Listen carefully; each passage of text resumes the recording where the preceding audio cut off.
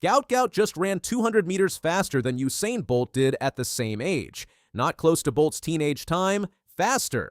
And he did it in Australia, a country that produces distance runners and swimmers, not teenagers who make the world's best sprinters look slow. At 18 years old, from Ipswich, Queensland, he just broke the under-20 world record in conditions that nobody can dispute. The most dominant sprint nation on Earth didn't see this coming. Nobody did. On April 12, 2026, at the Sydney Olympic Park Athletics Centre, Gout Gout didn't just win the Australian 200-meter championship. He obliterated every expectation we had about teenage sprint potential, posting 19.67 seconds in legal win conditions that nobody can dispute. Let me put that in perspective. Bolt, the man who owns every sprint record that matters, ran 19.93 when he was 17. That gap isn't just a number. That's a different category of speed entirely. This matters because sprinting has always been about pedigree, about coming from the right places, training in the right systems, having the right genetics from the right backgrounds. Australia has never been a sprint powerhouse. They produce distance runners and swimmers, not the guys who make grown men look slow over 200 meters. But here's what makes Gout's performance even more remarkable. This wasn't a fluke. This wasn't perfect conditions creating an impossible time. This was legal win conditions, proper timing, and a kid from Ipswich, Queensland doing something that changes how we think about where sprint talent comes from. The story starts with a family that fled South Sudan in 2005, settling in eastern Queensland. Bona and Monica Gout brought their 7 children to Australia seeking opportunity. They had no idea one of those children would redefine Australian sprinting. Gout Gout was born on December 29, 2007, making him just 18 when he ran into the record books. His first coach, Diane Shepherd, spotted something special when Gout was 13 years old. At a school competition, this lanky kid won both the 100 and 200-meter races. But what impressed Shepherd wasn't just the speed, it was the humility. In a sport where ego often outweighs talent, Gout remained grounded. Shepherd told Australian Athletics in 2022 that her biggest thing with kids was being humble, and Gout had it in bucket loads. But talent without development means nothing. And this is where the conventional wisdom about sprint development gets interesting. Most sprint phenoms emerge from established track programs. They come through American high schools with dedicated sprint coaches, or they grow up in Jamaica where speed is practically a cultural export. They don't usually emerge from Australian state schools with teachers who coach track as a side job. The first time the world really took notice was December 2024. Gout clocked 20.04 seconds at the Australian All-Schools Athletics Championships. That shattered Peter Norman's national record of 20.06 from the 1968 Olympics. Norman's record had stood for over 50 years. Gout demolished it as a 16-year-old. Then came the progression that sprint coaches dream about.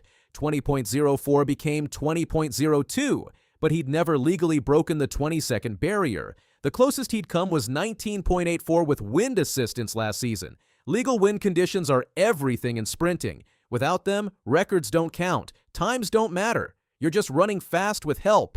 The pressure was building. Australia had a genuine sprint prodigy, but he needed to prove it under legal conditions. The Australian Athletics Championships in Sydney became the stage. The Sydney Olympic Park Athletics Centre, where so many Australian sporting dreams had played out during the 2000 Olympics, would witness something unprecedented. His main rival, Lachlan Kennedy, was supposed to be there. Kennedy had just won the 100 meters in 9.96 seconds, becoming the first Australian to break 10 seconds on home soil. The anticipated showdown between Kennedy and Gout would have been the race of the championships, but Kennedy's management pulled him from the 200-meter race, citing workload management early in a long season. That decision denied fans what could have been an epic battle. At the Moree plant meet the previous month, Kennedy had beaten Gout in their head-to-head duel. Now, with Kennedy absent, all eyes focused on whether Gout could finally break that 20-second barrier legally. The race itself unfolded like a masterclass in sprint execution. Gout had written down 19.75 seconds as his target time. For the entire week leading up to the race, he'd been visualizing running that exact time. Mental preparation in sprinting isn't just helpful, it's essential. The difference between 19.75 and 20.05 isn't just physical, it's psychological. When the gun fired in Sydney, Gout executed perfectly. With a legal plus 1.7 wind, the clock read 19.67 seconds, smashing the under-20 world record previously held by American Erriyon Knighton at 19.69. Historically significant, Gout's time would have won bronze at the Paris 2024 Olympics. An 18-year-old just ran a time placing him on the podium against the world's fastest men. That's not teenage potential. That's world-class performance right now. The aftermath revealed the magnitude. Aidan Murphy clocked 19.88 for second, meaning the two fastest times in the world for 2026 were just achieved by Australians on home soil. "There's a big weight off my shoulders knowing I ran it legally," Gout said. "I'm ready for more." That confidence isn't teenage bravado. It's the mindset of someone announcing themselves to the world. The comparison to Usain Bolt becomes unavoidable. Bolt ran 19.93 at 17, but never ran faster as a teenager. Gout's 19.67 suggests a trajectory that could be even more remarkable. This performance forces us to reconsider sprint geography. For decades, excellence came from Jamaica or the United States, while Australian sprinting was an afterthought. Gout changes that entire narrative.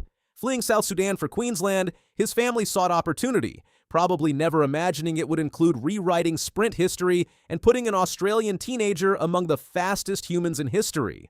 The technical aspects of Gout's development reveal how modern sprint coaching has evolved. His coach, Diane Shepherd, utilized democratized coaching knowledge like video analysis and biomechanics to properly nurture his talent. But coaching only matters if the raw material is exceptional. At 6 feet 4 inches, Gout's long stride creates effortless speed, hiding the violence required to move that fast behind smooth, relaxed mechanics. Psychologically, elite sprinting requires a confidence that borders on arrogance. Gout doesn't hope to run fast times. He expects to run them, visualizing specific numbers and executing. The immediate impact is visible. Interest in Australian sprinting has exploded among kids and sponsors. Internationally, Gout's time puts him in conversations with established stars like Lyles and Erriyon Knighton. He's not chasing these athletes anymore. He's competing with them as an equal. The path forward is fascinating. Gout has indicated he'll skip the Commonwealth Games to focus on the World Under-20 Championships in Oregon. That decision shows maturity, choosing global age group dominance over a home region victory lap. While most athletes transition gradually to senior competition, Gout's current times suggest he could skip several steps in that progression. Consider what this means for the broader sprint landscape.